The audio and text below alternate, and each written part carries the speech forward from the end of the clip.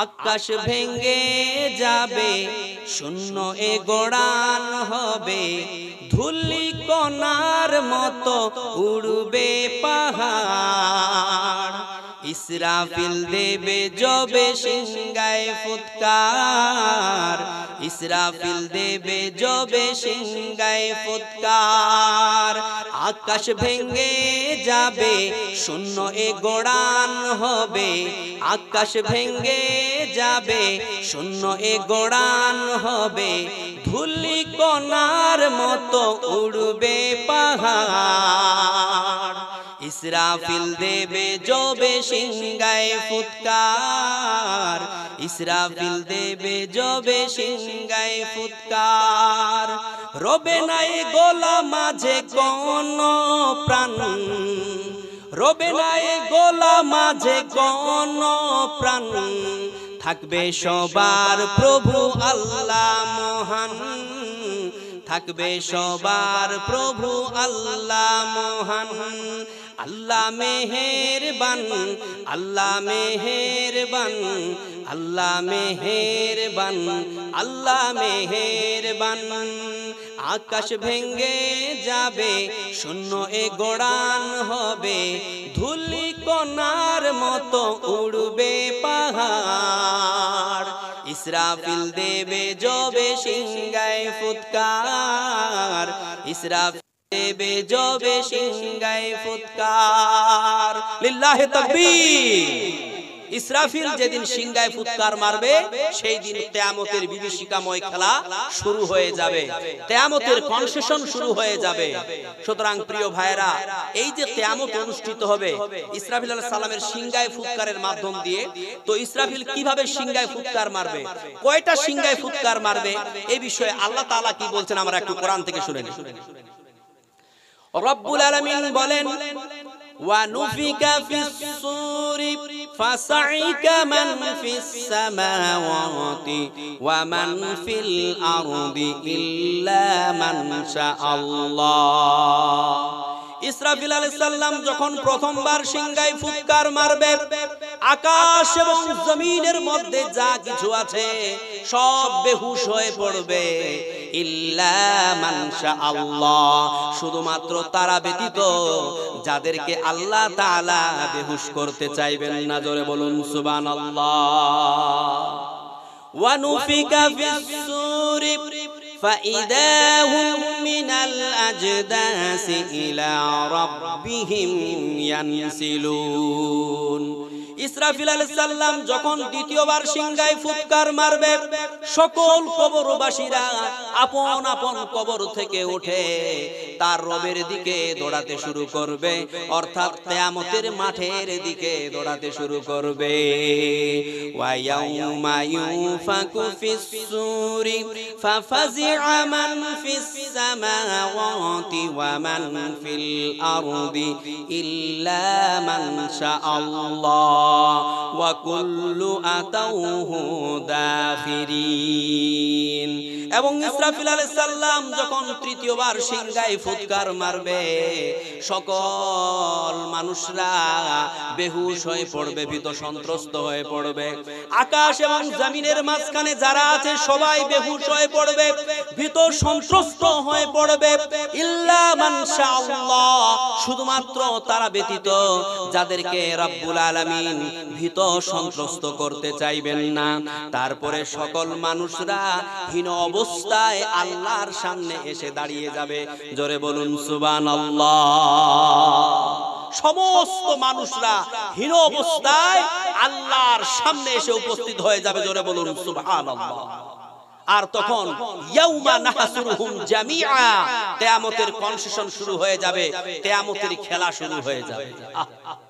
ওই দিন কত কঠিন হবে আমার ভাইরা, আমার বাপজিরা, আমার মা বোনেরা, আপনারা কল্পনাই করতে পারবেন না। বিশ্বনবী একবার বলছেন যে যখন ইসরাফিল আলাইহিস সালাম সিংহায় ফুৎকার মারবে, তখন সমস্ত কবরবাসীরা আপন আপন কবর থেকে উঠে উলঙ্গ হয়ে, অর্থাৎ নাংটা হয়ে, কি নারী কি পুরুষ, সব কিয়ামতের মাঠের দিকে দৌড়াতে শুরু করবে। তখন এ কথা হযরত আয়েশা রাদিয়াল্লাহু তাআলা আনহা শুনতে পেয়ে বলছেন, ইয়া রাসূলুল্লাহ, ই আবার কেমন কথা যে সবাই যদি নাংটা হয়ে যায়, নারী পুরুষ সবাই, তাহলে পুরুষরা কি নারীদের লজ্জাস্থানের দিকে তাকাবে না, অথবা নারীরা কি পুরুষের লজ্জাস্থানের দিকে তাকাবে না? তখন বিশ্বনবী বললেন, আয়েশা, তুমি যদি ওই দিনটার ভয়ানক পরিস্থিতি এবং পরিণতির ব্যাপারে জানতে, তাহলে তুমি এ কথা বলার সাহস করতে না। ওই দিন আয়েশা, এত কঠিন দিন হবে, ওই দিন এত ভয়ানক দিন হবে, ওই দিন প্রত্যেকটা মানুষ নাফসি নাফসি করবে, বলবে আল্লাহ আমার যে কি হবে, আমার যে কি হবে, সবাই নাফসি নাফসি করবে। ওই দিন মানুষ মানুষের দিকে তাকাবার তো দূরের কথা, সে নিজের দিকে খেয়াল করতে পারবে না যে আমি কাপড় পরে আছি কিনা, এটাও তার হুঁশ থাকবে না। যারা গর্ভধারিণী মা থাকবে, তাদের গর্ভ অটোমেটিক্যালি খসে পড়বে, তারা বুঝতে পারবে না। এত ভয়ানক দিন হবে ওই দিন, এত কঠিন দিন হবে কিয়ামতের দিন। ওই দিন সাগরের পানি শুকিয়ে যাবে, ওই দিন সাগরের পানি শুকিয়ে যাবে, মহাকাশ শূন্য হয়ে যাবে, পাথরগুলো ধূলিকণার মতো উড়বে। সাগর শুকিয়ে যাবে একদিন, পাহাড় তুলো হয়ে উড়বে। সাগর শুকিয়ে যাবে একদিন, পাহাড় তুলো হয়ে উড়বে। মহাকাশ ভুলে যাবে নিয়ম কানুন, পাথর জ্বালানি হয়ে পুড়বে। তবে আর ভরসা কে থাকে আমার প্রভু, চাই যে কেবল শুধু তোমার দিদার। সাগর শুকিয়ে যাবে একদিন, পাহাড় তুলো হয়ে উড়বে। মহাকাশ ভুলে যাবে নিয়ম কানুন, পাথর জ্বালানি হয়ে পুড়বে। তবে আর ভরসা কে থাকে আমার প্রভু, চাই যে কেবল শুধু তোমার দিদার, চাই যে কেবল শুধু তোমার দিদার। লিল্লাহি তাকবীর। ওই দিন এমন কঠিন দিন হবে, ওই দিন সাগরের পানিগুলো শুকিয়ে যাবে। আপনি কি কল্পনা করেছেন পৃথিবীতে কত সাগর আছে, কত জল আছে? যারা শিক্ষিত তাদেরকে জিজ্ঞাসা করে দেখুন, পৃথিবীতে স্থল যত, তার চাইতে জল বেশি, পানি বেশি। কিন্তু কিয়ামতের দিন কত ভয়ানক হবে যে পৃথিবীতে যত সাগর আছে, এই যে প্রশান্ত মহাসাগর, আটলান্টিক মহাসাগর, এভাবে যত সাগর আছে, সমস্ত সাগরের জল শুকিয়ে শেষ। কত কঠিন দিন হবে তাহলে কিয়ামতের দিন। ওই কিয়ামতের দিনকে নিয়ে ভয় হয় না? বিশ্বাস করুন আমার মুসলমান ভাইরা, ওই কিয়ামতের দিন আমাদের জন্য বড় বিপজ্জনক হবে, বড় কঠিন দিন হবে, বড় ভয়ানক দিন হবে। এই যে আমাদের মাথার উপরে আমরা সূর্য দেখতে পাচ্ছি, এই সূর্যটা আমাদের মাথার কত উপরে আছে আপনি কল্পনা করতেছেন? কল্পনা করতেছেন? হাজার হাজার মাইল উপরে আছে এই সূর্য।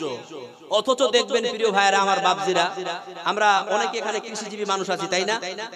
দেখবেন গ্রীষ্মকালের দিনগুলোতে যখন প্রচন্ড গরমের দিন হয়, গরম পড়ে, সূর্যের তাপ আমাদের মাথার উপরে পড়ে, তো আমরা যখন মাঠে কাজ করার জন্য যাই, চাষাবাদ করার জন্য যাই, তো প্রচন্ড গরমের দিনগুলোতে যখন সূর্যের প্রখর রৌদ্র আমাদের মাথার উপরে পড়ে, ঠিক 12টা-1টার সময়, মানে দুপুর 12টা-1টার সময়, আমরা কিন্তু আর রৌদ্রের তাপ সহ্য করতে পারি না। তখন ছটফট করে আমরা কাজ কাম ছেড়ে দিয়ে বাড়ি চলে আসি, আসি কি আসি না?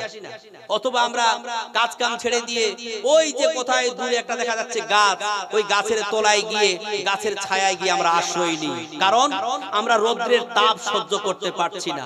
কিন্তু বিশ্বনবী বলছেন, ওই কঠিন কিয়ামতের দিন এই সূর্য এত উপরে থাকবে না, বরং এই সূর্যটা মানুষের মাথার 1 মাইল উপরে চলে আসবে, অথবা আধ হাত উপরে চলে আসবে, অথবা এতটা নিকটে চলে আসবে যে সুরমার যে একটা দানি নীল বলা হয়েছে, এতটা নিকটে মানুষের মাথার উপরে সূর্য এসে দাঁড়িয়ে যাবে। তাহলে সেই দিন কি অবস্থা হবে? আজকের দিনে এই পৃথিবীতে সূর্য এত উপরে থাকার পরেও গ্রীষ্মকালের দিনগুলোতে রৌদ্রের তাপ আমরা সহ্য করতে পারি না, কিন্তু ওই কঠিন কিয়ামতের দিন, ওই হাসরের দিনে, কিয়ামতের দিনে যখন সূর্য আমাদের মাথার উপরে এসে দাঁড় হয়ে যাবে, সেই দিন আমাদের কি অবস্থা হবে? বিশ্বনবী বলছেন, ওই দিন মানুষেরা পাগলের মতো হয়ে যাবে। ওই দিন মানুষরা রৌদ্রের তাপ সহ্য না করতে পেরে তারা পাগলের মতো হয়ে যাবে। ওই দিন যখন মানুষের মাথার উপরে রৌদ্রের তাপ পড়তে শুরু করবে, রোদের তাপে মানুষের মাথার মগজটা গলে গিয়ে নাক আর কানের ছিদ্র দিয়ে মোমবাতির মতো গলে চলে যাবে। ওই দিন যখন মানুষের মাথার উপরে প্রখর রৌদ্র পড়তে শুরু করবে, রোদের তাপে মানুষের কলিজাটা শুকিয়ে যাবে, মানুষের গলা শুকিয়ে যাবে, মানুষের মুখের ভিতরে, গহরের ভিতরে যে জিহ্বাখানা আছে, এই জিহ্বাটা মানুষের মুখের ভিতর থেকে বের হয়ে নাভি পর্যন্ত কুত্তার নাই ঝুলতে থাকবে। আল্লাহ রে আল্লাহ, ওই দিন মানুষ তৃষ্ণার চোটে চিৎকার করতে করতে আল্লাহকে বলবে, আল্লাহ পানি পানি পানি, আমি আর সহ্য করতে পারি না, আল্লাহ আমার কলিজাটা যেন শুকিয়ে যাচ্ছে, আমাকে পানি দাও।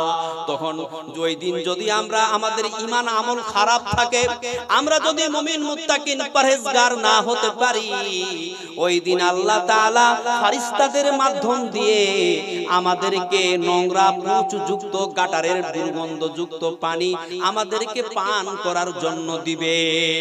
আর আমরা তৃষ্ণার চোটে কিছু না বুঝে সুঝে সেই পানিগুলো, সেই নোংরা দুর্গন্ধযুক্ত পানিগুলো আমরা পান করে নেব।